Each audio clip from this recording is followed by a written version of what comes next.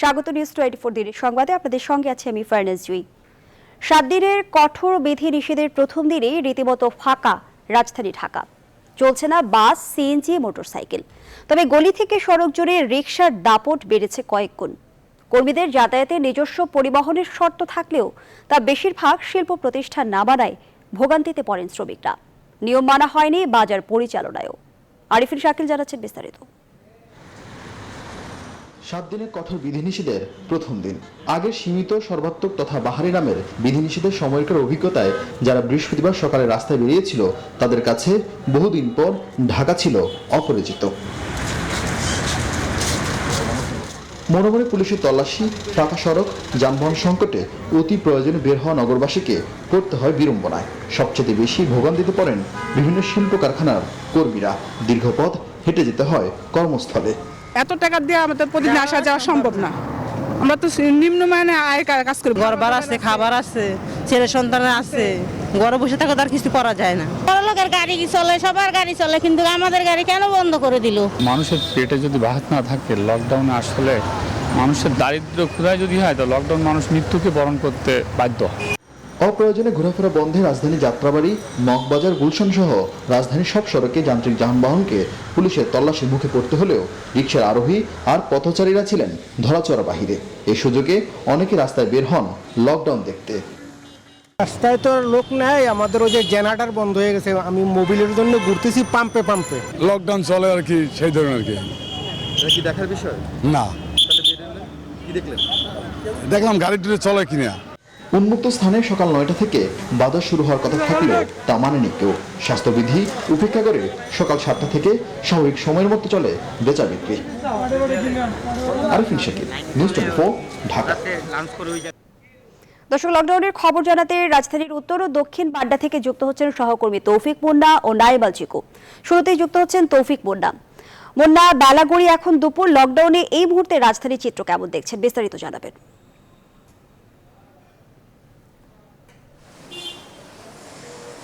লকডাউনে প্রায় সর্বাত্মক লকডাউনে প্রায় 8 ঘন্টা পার হয়ে গেছে কিন্তু এখন, এবং যত সময় পার হচ্ছে তত কিন্তু আপনার মানুষজন রাস্তায় বের হচ্ছেন। এবং সকালে আপনার লোকজন কম থাকলেও এখন কিন্তু দুপুরে লোক সংখ্যা অনেকটাই বেশি। এবং দুপুরে কিছু আগে অর্থাৎ 12টা-11টার দিকে যে বৃষ্টি হয়েছিল, বৃষ্টির কারণে কিন্তু লোকজন ছিল কম। এখন কিন্তু মোটামুটি গলিতে, বিশেষ করে রাস্তার পাশে যে গলিতে, সেখানে কিন্তু লোকজন বেশ মোটামুটি আগের মতোই আর কি। এবং প্রধান সড়কগুলোতে কিন্তু আপনার গণপরিবহন চলছে না, সিএনজি চলছে না, এবং মোটরসাইকেলও কিন্তু খুব কম। সেই হিসাবে প্রধান রাস্তাগুলো কিন্তু এখনো পর্যন্ত খালি। কিন্তু গলিতে কিন্তু আসলে সেই ধরনের কোনো ধরনের লকডাউনের, সর্বত্র লকডাউনের কোনো সংজ্ঞা কিন্তু মানা হচ্ছে না। যদিও গতকালকে কিন্তু ডিএমপি থেকে বলা হয়েছিল যদি কেউ না মানেন নির্দেশনা এই সর্বত্র লকডাউন, তাদেরকে কিন্তু মামলা বা জরিমানা দেওয়া হবে। তো আমরা বনানী, মোহাম্মদপুর, মেরুলবাড্ডা, উত্তরা, আবদুল্লাপুর অনেক জায়গায় ঘুরেছি আমরা, এবং কোনো এলাকার গলিতে কিন্তু আমরা দেখিনি যে খুব একটা অভিযান চলছে বা আইন শৃঙ্খলা বাহিনীর সদস্যরা কিন্তু সবসময় প্রধান সড়কে তারা রয়েছেন, এবং তারা কিন্তু অলি গলি বা বিভিন্ন ব্লকে তারা কিন্তু যাচ্ছেন না, যার ফলে কিন্তু সেই এলাকাতে কিন্তু লকডাউন কিন্তু খুব একটা কার্যকর হচ্ছে না। আরেকটু আপনাকে বলতে চাই যেটা বেশি হওয়ার কারণে যে এই ঢাকা শহরে কিন্তু বৃষ্টির কারণে কিন্তু আজকে এখনো পর্যন্ত লোকজন বের হচ্ছেন না। হয়তো বা বৃষ্টি কমে গেলে আবারও লোকজন কিন্তু বের হবেন। তো এই ছিল আমার কাছে এখান থেকে মেরুবাদের সর্বশেষ। জুই। মুন্না, ধন্যবাদ জানাচ্ছি আপনাকে। দর্শক, এবারে যুক্ত হচ্ছেন আমাদের আরেক সহকর্মী নাইমাল চিকু। চিকু, আপনি তো দক্ষিণ বাড্ডা এই মুহূর্তে অবস্থান করছেন, সেখানে লকডাউন বাস্তবায়নে আইন শৃঙ্খলা বাহিনী কতটা তৎপর?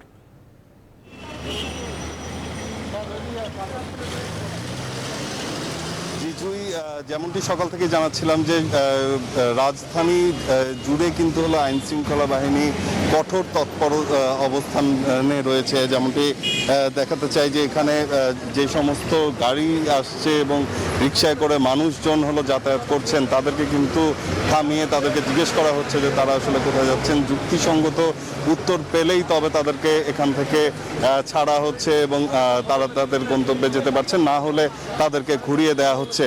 তো কিছুক্ষণ আগেই আমার সহকর্মী মুন্না যেমনটি জানালো যে রাজধানীর সড়কগুলোতে বিজিবি, র্যাব, পুলিশ, সেনাবাহিনী সহ আইনশৃঙ্খলা রক্ষাকারী বাহিনীরা কাজ করলেও আসলে গলিগুলোতে কিন্তু আগের মতনই একই রকম অবস্থা আমরা লক্ষ্য করেছি। মানুষ কিন্তু সেই জায়গাগুলোতে হলো আড্ডা দিতে দেখেছি, বিভিন্ন চায়ের দোকানে তারা কিন্তু ঘুরছেন এবং তারা কিন্তু এই আগের মতনই এই যে লকডাউন যেটির কারণে ঘোষণা করা হয়েছে সেই লকডাউন বাস্তবায়নের জন্য কিন্তু তারা আসলে মানে মেনে চলছেন না, যেটা আমরা লক্ষ্য করেছি। এবং এই যে সাধারণ মানুষ রয়েছে যাদেরকে করোনার ঝুঁকি থেকে বাঁচানোর জন্য সরকার এই লকডাউন ঘোষণা করেছে, সেটি যদি মানুষ না মানে তাহলে সেই ক্ষেত্রে কিন্তু এই ঝুঁকি আরও বাড়বে বলে আশঙ্কা করা হচ্ছে। তো এখানে এই ছিল এখন পর্যন্ত আমার কাছে রাজধানীতে ঘুরে দেখা সার্বিক চিত্র। জুই। জিকো, আপনাকেও ধন্যবাদ জানাচ্ছি। দর্শক, রাজধানীর উত্তর ও দক্ষিণ বাড্ডা থেকে লকডাউন পরিস্থিতি জানাচ্ছিলেন আমাদের সহকর্মীরা। নিরাপদ জীবনের জন্য করোনার সংক্রমণ নিয়ন্ত্রণে আজ থেকে শুরু হওয়া কঠোর বিধিনিষেধ সহ লকডাউনে সাময়িক অসুবিধা মেনে নিতে দেশবাসীর প্রতি উদাত্ত আহ্বান জানিয়েছেন আওয়ামী লীগের সাধারণ সম্পাদক ওবায়দুল কাদের। তিনি বলেন, করোনার সংক্রমণ অত্যন্ত ঝুঁকিপূর্ণ অবস্থায় পৌঁছে যাওয়ায় জনগণের সুরক্ষায় শেখ হাসিনা সরকার বিশেষজ্ঞদের পরামর্শে কঠোর লকডাউনের সিদ্ধান্ত রয়েছে। আজ সকালে তার সরকারি বাসভবনে নিয়মিত ব্রিফিংকালে এই সিদ্ধান্তের কথা জানান তিনি। সংক্রমণ নিয়ন্ত্রণে আমরা সকলকে সাময়িক অসুবিধা মেনে নেওয়ার জন্য উদাত্ত আহ্বান জানাচ্ছি। আমরা জানি অনেকে অসুবিধায় আছেন, শহরে গ্রামে সর্বত্রই অসহায় কর্মহীন মানুষের জন্য সরকারের উদ্যোগের পাশাপাশি বেসরকারি ও স্বেচ্ছাসেবী সংস্থা সামর্থ্যবানদের আমি এগিয়ে আসার আহ্বান জানাচ্ছি। দর্শক, এবারে জানবো রাজধানীর বাইরের খবর। শুরুতেই রাজশাহী থেকে যুক্ত হচ্ছেন সহকর্মী কাজী শাহিদ। শাহিদ, আমরা জানি গত 24 ঘন্টায় রাজশাহীতে 22 জনের মৃত্যু হয়েছে। এই পরিস্থিতি বিবেচনায় লকডাউনের বিধিনিষেধগুলো কতটা মানছেন সাধারণ মানুষ?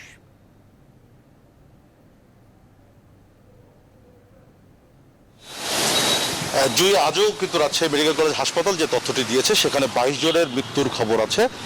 এর আগেও কিন্তু 25 জনের মৃত্যুর খবর ছিল এবং এখন পর্যন্ত গত জুন মাস থেকে শুরু করে জুলাই এ পর্যন্ত মৃত্যুর যে গ্রাফ গড়ে কিন্তু প্রতিদিন যদি আমরা হিসাব করি সেখানে কিন্তু 12 জন করে মৃত্যুর ঘটনা ঘটেছে করোনার পরিস্থিতিতে।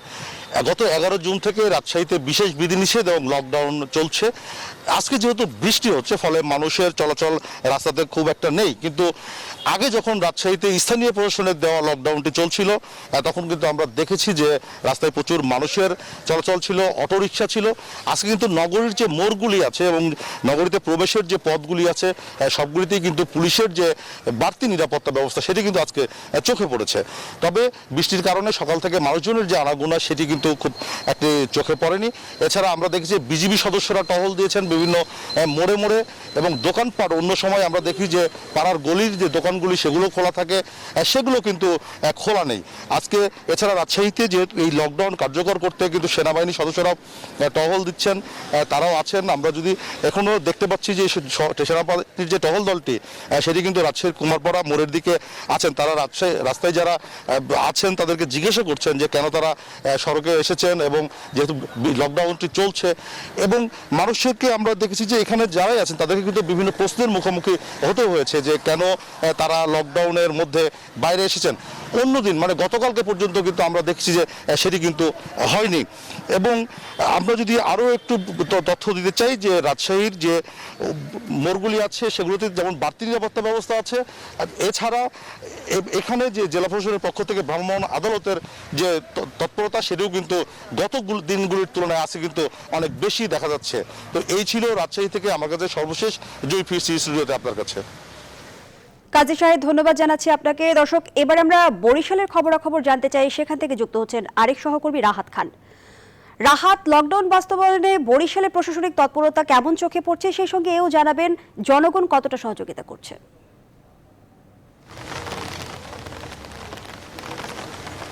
হ্যাঁ, ধন্যবাদ জুই। আসলে প্রথমেই বলতে হবে যে 7 লাখ বাসিন্দা অধ্যুষিত বরিশাল নগরীর সদরের চিত্র এটি। আসলে যে কোনো সময় এ ধরনের চিত্র কিন্তু আসলে বিরল, কারণ আমরা দেখছি যে কয়েকদিন আগে যে লকডাউন হলো সীমিত পরিসরে, সেখানেও কিন্তু আমরা দেখেছি যে এখানে জ্যাম লেগে যেত যানবাহনের, কিন্তু আসলে সেই চিত্র কিন্তু নেই। আসলে বলতে হবে যে অনেকটাই পালিত হচ্ছে, কার্যকর হচ্ছে।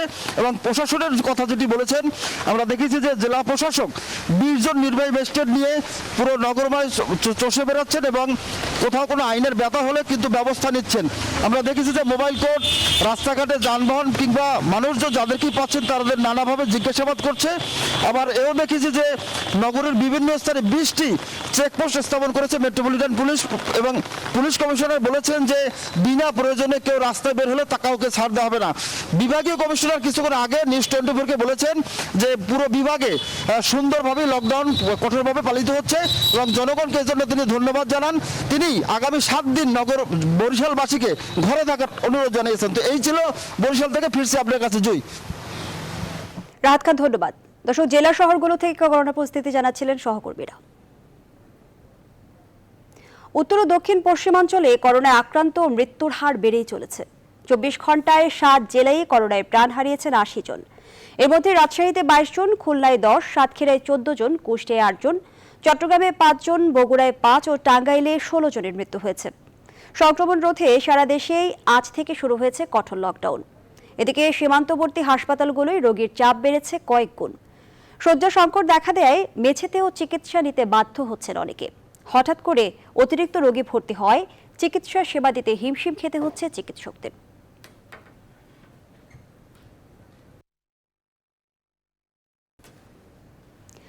আজ থেকে ফের শুরু হয়েছে টিকাদান কর্মসূচি।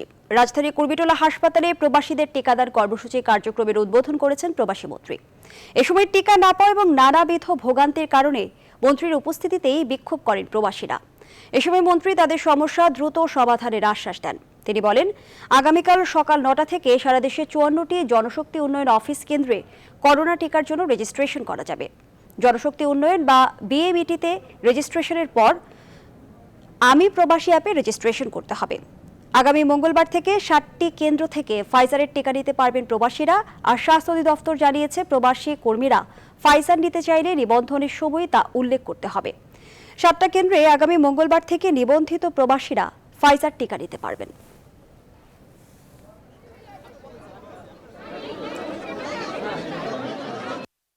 প্রথম হলো আপনাদেরকে একটু রেজিস্ট্রেশন করে নিতে হবে। রেজিস্ট্রেশন করে নিলেই অটোমেটিকলি আপনাদের নাম আর পাসপোর্ট নাম্বার এই হেলথের কাছে চলে যাবে। তারপর যখন আপনারা অ্যাপের মাধ্যমে রেজিস্টার করবেন, আপনার পাসপোর্ট নাম্বার দিবেন, অটোমেটিক্যালি আপনাকে কিন্তু অ্যাকসেপ্ট করে নেবে। এটা হলো কথা। আর কোন হসপিটাল অ্যাকসেপ্ট করবে ওই অ্যাপের মাধ্যমেই বলে দেবে। খুলনা মেডিকেল কলেজের RT-PCR ল্যাবে দূষণ দেখা দেয় সেখানে করোনা ভাইরাসের নমুনা পরীক্ষা বন্ধ হয়ে গেছে।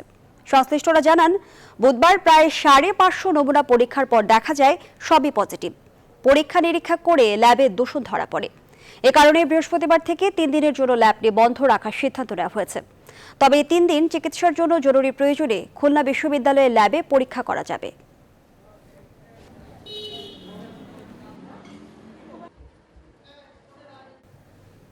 বৈশ্বিক করোনা পরিস্থিতি। 24 ঘন্টায় বিশ্বজুড়ে আবারও বেড়েছে করোনার সংক্রমণ। একদিনে 3,80,000-এর মতো করোনা রোগী শনাক্ত হয়েছে। প্রাণহানি 8,002 শতাধিক। 24 ঘন্টায় আবারও সংক্রমণের শীর্ষে ব্রাজিল। ল্যাটিন আমেরিকার দেশটিতে একদিনে 2,187-এর বেশি প্রাণহানি ও 45,000-এর বেশি আক্রান্তের ঘটনা ঘটেছে। পূর্ববর্তী দিনের চেয়ে ভারতেও বেড়েছে সংক্রমণ। শনাক্ত হয়েছে 48,000-এর বেশি। মৃত্যু 9 শতাধিক। আগামী 31 জুলাই পর্যন্ত দেশটিতে আন্তর্জাতিক যাত্রীবাহী বিমান চলাচলে নিষেধাজ্ঞা জারি করা হয়েছে। তাছাড়া ভারতের টিকার শীঘ্র ছাড়পত্র না দেয়া হলে EU অনুমোদিত টিকার প্রশংসাপত্র দেশটিতে গ্রহণযোগ্য হবে না, এমন নিয়ম চালুর পথে হাঁটছে মোদী প্রশাসন। এদিকে 12,000-এর বেশি আক্রান্ত ও 216 জনের প্রাণহানি হয়েছে যুক্তরাষ্ট্রে। এখন পর্যন্ত বিশ্বের সংক্রমণ 18,29,88,000 ছাড়িয়েছে, আর 39,62,000 ছাড়িয়েছে মোট মৃত্যু।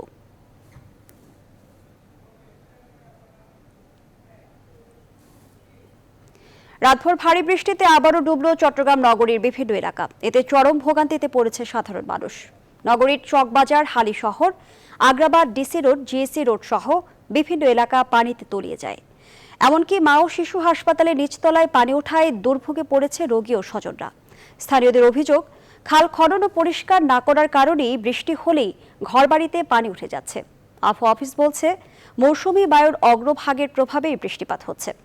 আর দু একদিন বৃষ্টির সম্ভাবনা রয়েছে, পাহাড় ধসের আশঙ্কাও রয়েছে।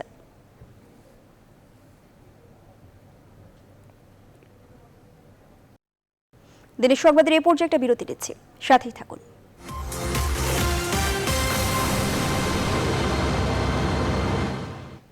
বিরতির পর আবারও স্বাগত, দেখছেন নিউজ 24 দিনের সংবাদ। ঢাকা দক্ষিণ সিটি কর্পোরেশনের 54 নম্বর ওয়ার্ডের বেশিরভাগ রাস্তায় খানা খন্দে বেহাল অবস্থা।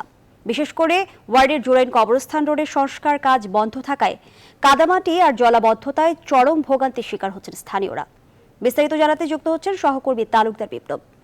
বিপ্লব, দুর্ভোগ নিয়ে কি অভিযোগ স্থানীয়দের?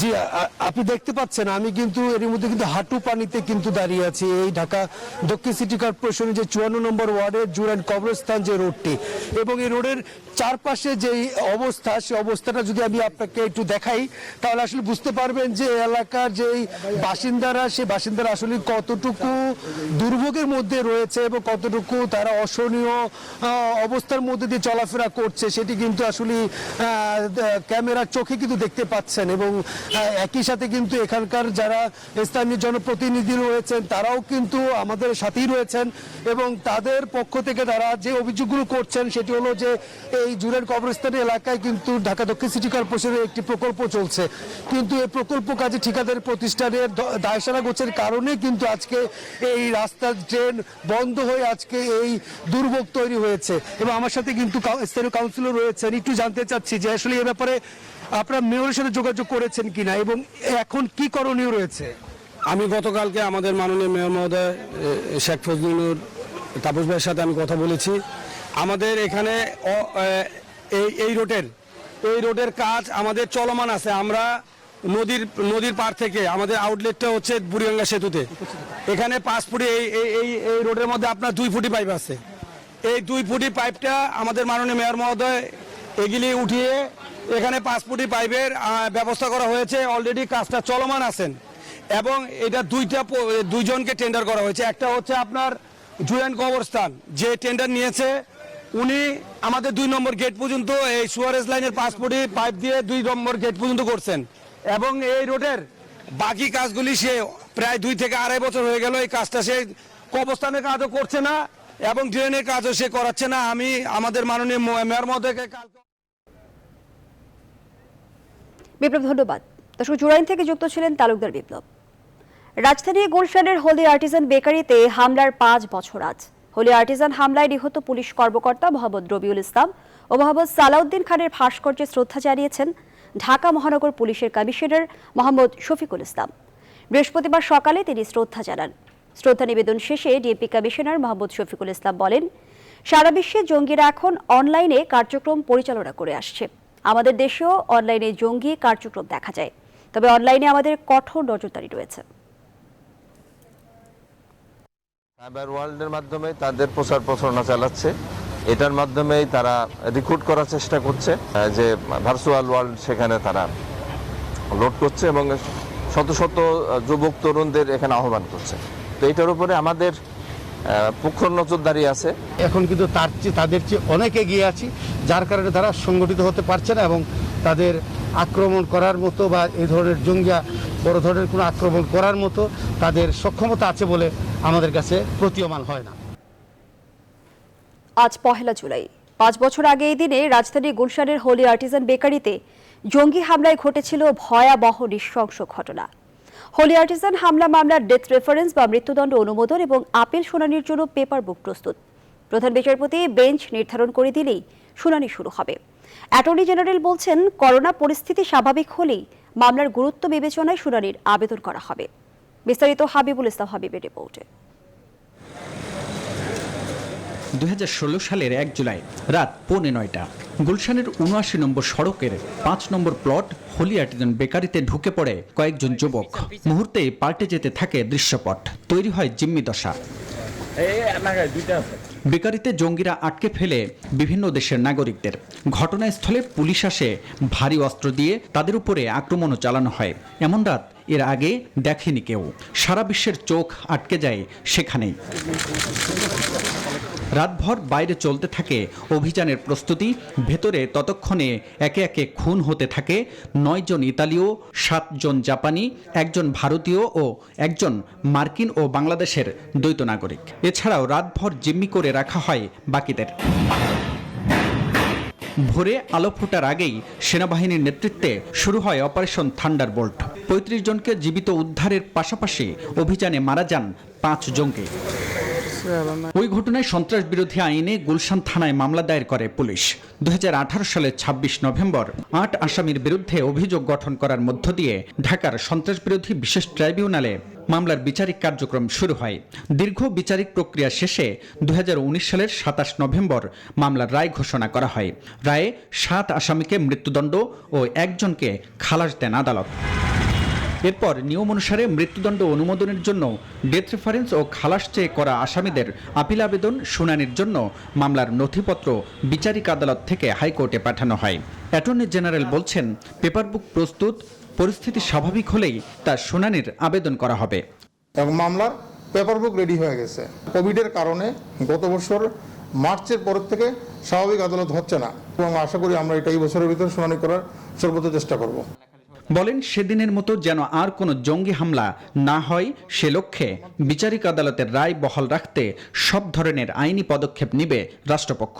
আমরা বিচারিক আদালতের রায়টাকে আমরা ডিফেন্ড করব। আমরা এটার পক্ষে আমরা আমাদের বক্তব্য তুলে ধরব। যাদের শাস্তি দেওয়া হয়েছে তাদের সঠিকভাবে দেওয়া হয়েছে।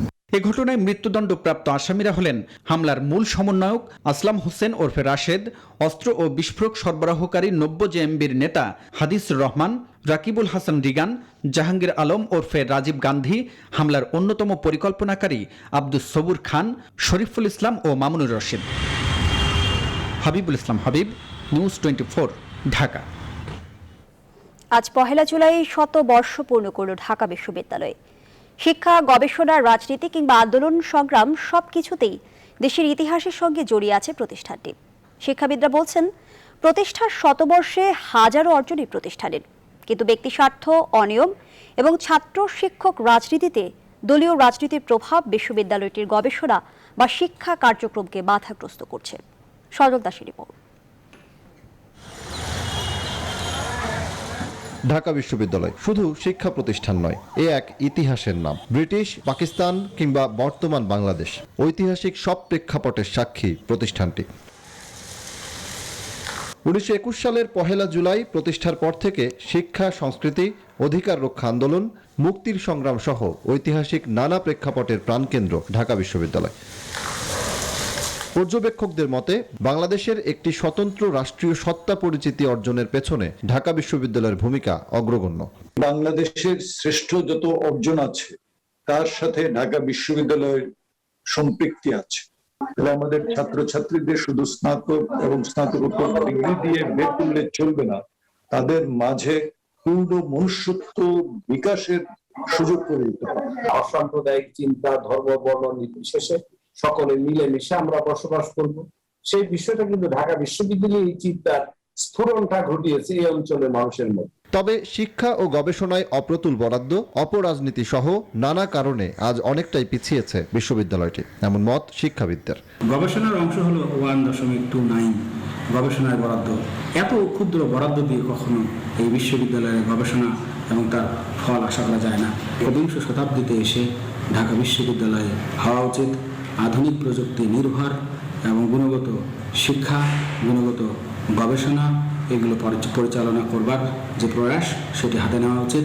অনলাইনে দুনিয়ার বা বিভিন্ন পত্র পত্রিকা, বই, পুস্তক, গবেষণার পত্র ইত্যাদি পাওয়া যায়।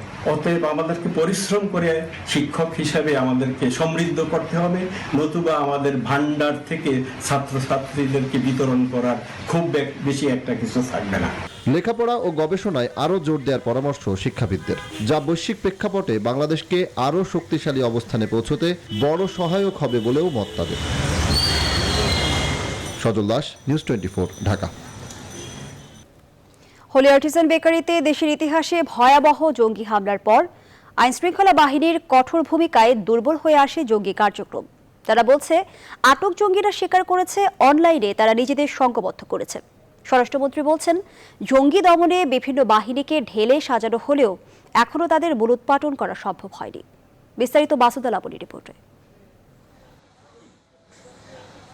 চলতি বছর জানুয়ারি থেকে 20 জুন পর্যন্ত নিষিদ্ধ ঘোষিত জঙ্গি দলের 131 সদস্যকে ধরেছে র্যাব। সামাজিক যোগাযোগ মাধ্যমে জঙ্গিবাদের প্রচারণা সহ অন্যান্য উগ্রবাদী কার্যক্রম প্রতিরোধে র্যাবের সাইবার নজরদারি অব্যাহত রয়েছে।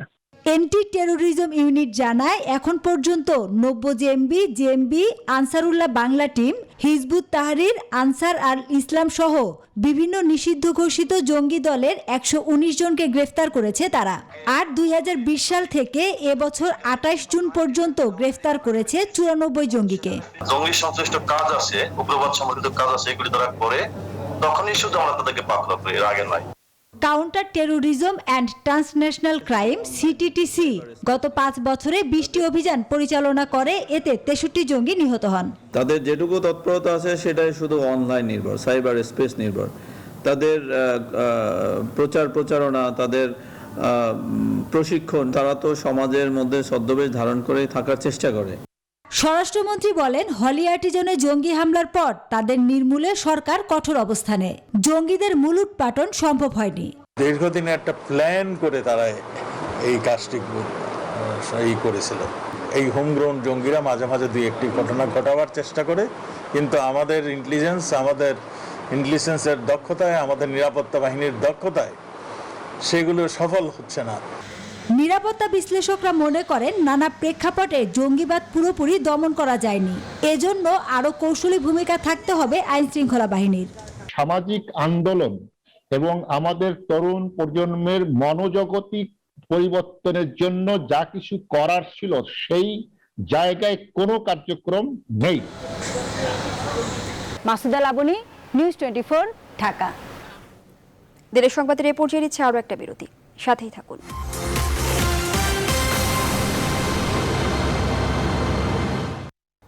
বিরতির পর আবারও স্বাগত, দেখছেন দিনের সংবাদ। বিটুমিন উৎপাদনে 26% কর, এ যেন এক দেশে দুই নিয়ম। বাস্তবতা এমন যে উৎপাদনে করের বোঝা আর আমদানিতে বিশাল ছাড়। এই বৈষম্য নিয়ে ব্যবসায়ীরা বলছেন, সরকারি শুল্ক নীতি আমদানিকারকদের উৎসাহিত করলেও নিরুৎসাহিত হচ্ছেন দেশীয় উৎপাদকরা। বিশেষজ্ঞরা বলছেন, এমন নীতির ফলে দেশীয় শিল্প উৎপাদন ব্যাহত হচ্ছে, ঝুঁকিতে পড়ছেন এই খাতে বিনিয়োগকারীরা। এই বাস্তবতায় শিল্পমন্ত্রী বলেন, বিটুমিন সহ দেশীয় শিল্প খাতকে সুরক্ষা দিতে হবে। বিস্তারিত ডেস্ক রিপোর্টে। সরকারের উন্নয়ন পরিকল্পনা বাস্তবায়ন হচ্ছে বড় বড় সড়ক, মহাসড়ক নির্মাণের মাধ্যমে। আর এসব সড়ক তৈরিতে অতি প্রয়োজনীয় উপকরণ বিটুমিন। একসময় আমদানি নির্ভর হলেও এখন দেশি উৎপাদন হচ্ছে বিশ্বমানের বিটুমিন। বহু লোকের কর্মসংস্থান তৈরি করা এই খাতে উঠেছে নানা বৈষম্যের অভিযোগ। তথ্য বলছে, বড় বিনিয়োগ করে যারা বিটুমিন দেশে উৎপাদন করছেন তাদেরকে সর্বোচ্চ 26% পর্যন্ত কর দিতে হচ্ছে, অথচ যারা আমদানি করছেন তাদের করের পরিমাণ ঢের কম। বিটুমিনের কাঁচামাল আমদানিতে 15% ভ্যাট ধরা হলেও পরিশোধিত বিটুমিনে নামমাত্র ভ্যাট আছে।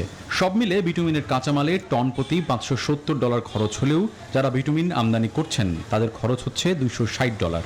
সব মিলিয়ে দেশীয় উৎপাদকরা বড় বৈষম্যের শিকার। যে বিটুমিন খাতে যে সমস্ত শিল্প উৎপাদনকারী আছেন ভ্যাট নিবন্ধিত, তাদের প্রত্যেকটা আমদানিকৃত উপাদানের ক্ষেত্রে যে 3% বা 5% উপরে যে সমস্ত মূল্য ট্যাক্স আছে, সেগুলি হতে তাদেরকে অব্যাহতি দিতে হবে। প্লেন লেভেল ফিল্ডে না আনলে তো দেশীয় শিল্প ঠিকবে না। প্রধানমন্ত্রী শেখ হাসিনা দেশীয় শিল্প সুরক্ষায় নজর দেওয়ার কথা বলেছেন। আগামী অর্থ বছরের বাজেটেও দেশীয় শিল্প বিকাশে নানা নীতি সহায়তার কথা বলা হয়েছে, অথচ বিটুমিন নিয়ে জাতীয় রাজস্ব বোর্ডের এই নীতির কারণে বিপাকে পড়েছেন উৎপাদকরা। রাজস্ব বোর্ডের সাবেক সদস্য ফরিদউদ্দিন মনে করেন, দ্রুত এই দ্বিমুখী নীতির পরিবর্তন জরুরি। করছি এটা তো বৈষম্য, discrimination against domestic industry protection, domestic ইনভেস্টমেন্টের এগেনস্টে, ব্যবসার এগেনস্টে। সেটা সরকারের পলিসি না। সরকারের পলিসি হচ্ছে ডোমেস্টিক ইন্ডাস্ট্রিকে, ডোমেস্টিক ইনভেস্টমেন্টকে প্রোটেক্ট করা। এটা সরকারের ঘোষিত নীতি। মাননীয় প্রধানমন্ত্রী বারবার একই কথা বলছে। টিআইবির নির্বাহী পরিচালক বলছেন, আমদানিকারকদের চাপে দেশীয় শিল্প উদ্যোগ ক্ষতিগ্রস্ত হচ্ছে কিনা সেটি খতিয়ে দেখতে হবে। উল্টো হওয়ার কথা ছিল। আমি তো স্ববিরোধী বলে মনে করি। যারা আমদানিকারক তারা তাদের প্রভাবে প্রভাবিত হয়ে সরকার এই সিদ্ধান্তটা নিল। সার্বিক বিষয় বিবেচনায় নিয়ে শিল্পমন্ত্রী বলছেন, দেশীয় শিল্প সুরক্ষায় অগ্রাধিকার হওয়া উচিত। দেশীয় শিল্পকে প্রোটেকশন দেওয়া উচিত, এটি আমার কথা। সব দেশীয় শিল্পকে প্রোটেকশন দেওয়া উচিত। আমদানি করা নিম্নমানের বিটুমিনের মান নিয়ে প্রশ্ন উঠেছে সরকারি সংস্থাগুলোর পক্ষ থেকেই। এটি ব্যবহারে দ্রুত নষ্ট হচ্ছে রাস্তাঘাট, বাড়ছে সংস্কার ব্যয়। Desk report, news 24। এবার ফার্স্ট সিকিউরিটি ইসলামী ব্যাংক অর্থ বাণিজ্য সংবাদ। মার্কিন উড়োজাহাজ পরিবহন সংস্থা ইউনাইটেড এয়ারলাইন্স প্রায় ৩,০০০ কোটি টাকা মূল্যের ২৭০টি বিমানের ক্রয়াদেশ চূড়ান্ত করেছে, যা সংস্থাটির এক দশকেরও বেশি সময়ে একক ক্যারিয়ারের পক্ষ থেকে বৃহত্তম ক্রয়াদেশ। এবিসি নিউজ জানায়, ক্রয়াদেশটির মধ্যে অন্তর্ভুক্ত রয়েছে ২০০টি বোয়িং 738 ম্যাক্স ও ৭০টি এয়ারবাস A321 নিউ মডেলের বিমান। সম্প্রতি প্রকাশিত দামের তালিকা অনুযায়ী আনুমানিক $৩,৩০০ কোটি সমমানের মূল্য চুক্তিটির। এই আকারের চুক্তির ক্ষেত্রে এয়ারলাইন্সগুলো সাধারণত অর্ধেকেরও কম দাম পরিশোধ করে বলে জানিয়েছেন বিশ্লেষকরা। সাউথ ইস্ট এয়ারলাইন্স থেকেও বোয়িং ১০০রও বেশি ম্যাক্স সিরিজের বিমানের ক্রয়াদেশ পেয়েছে। এর আগে ২০১৯ সালে ব্রিটিশ এয়ারওয়েজও ২০০টি ম্যাক্স সিরিজের ক্রয়াদেশ দিয়েছিল।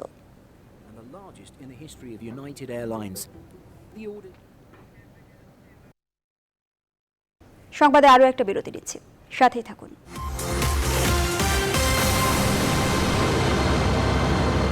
আবারও স্বাগত, দেখছেন দিনের সংবাদ। এবার আন্তর্জাতিক প্রসঙ্গ। কানাডার পশ্চিমাঞ্চলের তীব্র দাবদাহের প্রতিদিনই আগের রেকর্ড ভাঙছে তাপমাত্রা। সেখানে ঘর থেকে বের হয় কঠিন হয়ে উঠেছে। ব্রিটিশ কলম্বিয়া পুলিশ জানিয়েছে, গত ৫ দিনে কমপক্ষে ৪৮৬ জনের মৃত্যু হয়েছে, যাদের বেশিরভাগই প্রবীণ। তাপমাত্রার রেকর্ড করা হয়েছে ৪৯.৬ ডিগ্রি সেলসিয়াস। আবহাওয়া সংস্থা জানিয়েছে, ব্রিটিশ কলম্বিয়া জুড়ে দৈনিক তাপমাত্রার অসংখ্য রেকর্ড ভেঙে গেছে। বুধবার পঞ্চম দিনের মতো তাপমাত্রা রেকর্ড করা হয়েছে ব্রিটিশ কলম্বিয়া রাজ্য লেইটনে। সেখানকার মানুষ বৈরী আবহাওয়ার চরম রূপ দেখেছে। তাপদাহ পুরো এলাকাকে অগ্নিকুণ্ডের রূপ দিয়েছে। মানুষের শরীর পুড়ে যাওয়ার মতো অবস্থা। পূর্বাভাসকারীরা বুধবার এবং বৃহস্পতিবার কানাডায় আরও রেকর্ড ব্রেক তাপমাত্রার পূর্বাভাস আগিয়ে দিয়েছে। তবে শুক্রবার উত্তাপ কমে আসবে বলে প্রত্যাশা করছে সংস্থাটি। কানাডায় ফের একটি আবাসিক স্কুলের কাছে মিলল গণকবরের সন্ধান। দেশটির ব্রিটিশ কলম্বিয়া প্রদেশে সেন্ট ইউজিনস মিশন স্কুল নামের সাবেক আবাসিক বিদ্যালয়ে ১৮২টি অচিহ্নিত কবর পাওয়া গেছে বলে দাবি করেছে একটি আদিবাসী গোষ্ঠী। আদিবাসী স্কুলে শিশুদের দেহাবশেষের সন্ধান পাওয়ার জেরে তোলপাড় চলছে গোটা কানাডায়। তারই সূত্র ধরে আবারও ঘটল গির্জায় আগুন ধরিয়ে দেওয়ার ঘটনা। গত এক মাসে এই নিয়ে পোড়ানো হলো ৬টি ক্যাথলিক উপাসনালয়। বুধবার অ্যালবার্টার মরিনভিলে জ্বালিয়ে দেওয়া হয় একটি শতাব্দী প্রাচীন গির্জা। পুরোপুরি বিধ্বস্ত হয় সেন্ট জন ব্যাপটিস্ট প্যারিশ নামের ঐতিহ্যবাহী ওই গির্জা। রাজ্যটির ইতিহাসের অন্যতম অংশ ছিল এটি। অগ্নিকাণ্ডের ঘটনায় তদন্ত শুরু করেছে স্থানীয় পুলিশ। জানাবো খেলার খবর। লকডাউনের সময় চলবে বাংলাদেশ প্রিমিয়ার ফুটবল লিগ ও চ্যাম্পিয়ন্স লিগ। তবে চলমান তৃতীয় বিভাগ ও নারী ফুটবল লিগ স্থগিত থাকবে এক সপ্তাহের জন্য। লকডাউন চলাকালীন সরকারের কাছে দেশের ফুটবল কার্যক্রম চালিয়ে যাওয়ার অনুমতি চেয়েছিল বাফুফে। বিশেষ শর্তে ছাড়পত্র পেয়েছে ফেডারেশন। শর্ত হিসেবে মানতে হবে প্রয়োজনীয় সব স্বাস্থ্যবিধি। বায়ুবাবলের মধ্যেও চলবে দুই লিগের ম্যাচগুলো। লিগের 18তম রাউন্ডের ম্যাচগুলো হবে বঙ্গবন্ধু জাতীয় স্টেডিয়ামে। প্রতিদিন একটি করে ম্যাচ চলবে।